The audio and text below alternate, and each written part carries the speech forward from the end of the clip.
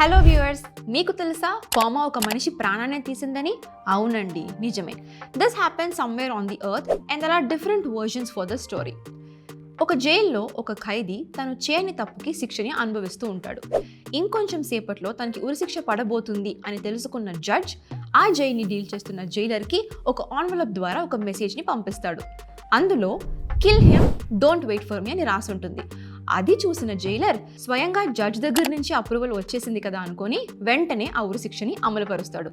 అంతా అయిపోయినాక అక్కడికి వచ్చిన జడ్జ్ అక్కడ జరిగింది చూసి తన తప్పుని తెలుసుకొని చాలా గిల్ట్ ఫీల్ అవుతాడు. ఆ గిల్ట్ని ఫీల్ అయ్యి తన పొజిషన్కి కూడా రిజైన్ చేసేస్తాడు. ఇంతకీ ఆ జడ్జ్ చేసిన తప్పేంటో మీకు తెలుసా? పంక్చుయేషన్. తను జైలర్కి పంపించిన మెసేజ్లో kill him, don't wait for me అని రాశాడు. దానికి అర్థం ఏంటో మీకు తెలుసా? అతన్ని చంపేయండి, నా కోసం వెయిట్ చేయకండి అని అర్థం. అదే సెంటెన్స్లో కిల్ హిమ్ డోంట్ పక్కన కామాని యూజ్ చేసి వెయిట్ ఫర్ మీ అని రాస్తే kill him don't comma wait for me అని వస్తుంది. దీనికి అర్థం అతన్ని చంపకండి, నా కోసం వెయిట్ చేయండి అని. సో చూసారు కదా, ఒక చిన్న కామాని మిస్ చేయడం వల్ల ఎంత పెద్ద తప్పు జరిగిందో. So guys, it's very very important to follow punctuation. ఈరోజు మన వీడియోలో మనం కామాస్ని ఎక్కడ ఎలా యూజ్ చేయాలో చాలా క్లియర్గా తెలుసుకుందాం. So now I'm going to teach you 3 reasons why using comma is very important. ఇంకెందుకు ఆలస్యం, వీడియోలోకి వెళ్ళిపోదామా? Let's get started. Reason 1, comma అనేది ఒక సెంటెన్స్లో సెపరేట్ ఐటమ్స్ని లిస్ట్ అవుట్ చేయడానికి అండ్ కన్ఫ్యూజన్ అవాయిడ్ చేయడానికి యూజ్ చేస్తాం. For example, I bought apples, bananas, oranges and grapes. ఈ సెంటెన్స్లో యాపిల్స్, బనానాస్ అండ్ ఆరెంజెస్కి పక్కన మనం కామా అనేది యూజ్ చేయకపోతే ఈ సెంటెన్స్ ఎక్కడ స్టార్ట్ అవుతుందో ఎక్కడ ఎండ్ అవుతుందో మనకి అర్థం కాక కన్ఫ్యూజన్ని క్రియేట్ చేస్తుంది. రీజన్ 2, కామాస్ అనేవి ఇండిపెండెంట్ క్లాజెస్ని సెపరేట్ చేస్తాయి, especially when they are joined by conjunctions like and, but or so.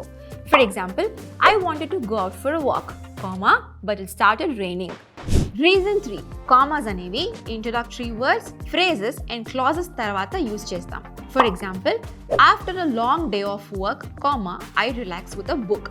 ఈ సెంటెన్స్లో after a long day of work తర్వాత మనం కామా యూజ్ చేయడం ద్వారా సెంటెన్స్లో ఉండే ముందు పార్ట్ ఆల్రెడీ జరిగిపోయిందని, నెక్స్ట్ ఏం జరగబోతుంది అనేది కూడా మనకి తెలుపుతుంది. సో అర్థమైంది కదా కామాస్ ఎక్కడ ఎప్పుడు ఎలా యూజ్ చేయాలి అని.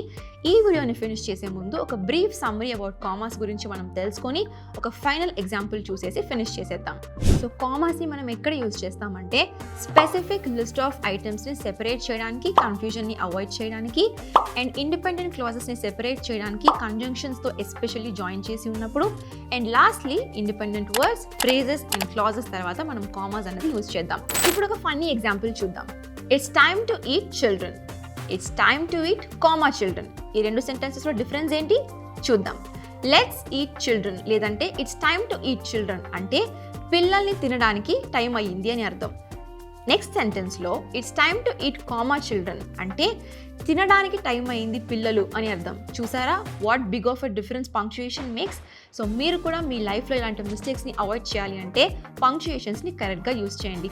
చూసారు కదా వీడియో, మీకు అర్థమైందా ఇప్పుడు కామాస్ని ఎక్కడ ఎప్పుడు ఎలా యూజ్ చేయాలి అనేది? అయితే మీకోసం ఒక question. She loves baking John. ఈ సెంటెన్స్లో కామాని ఎక్కడ యూజ్ చేయాలి మీకు తెలిస్తే కింద కామెంట్స్లో నాకు చెప్పండి. అండ్ ఈ వీడియో కనుక మీకు ఇంట్రెస్టింగ్ అండ్ ఇన్ఫర్మేటివ్గా అనిపిస్తే వెంటనే ఇంగ్లీష్ పార్ట్నర్ తెలుగు యూట్యూబ్ ఛానల్కి సబ్స్క్రైబ్ చేసుకోండి and also hit that bell icon.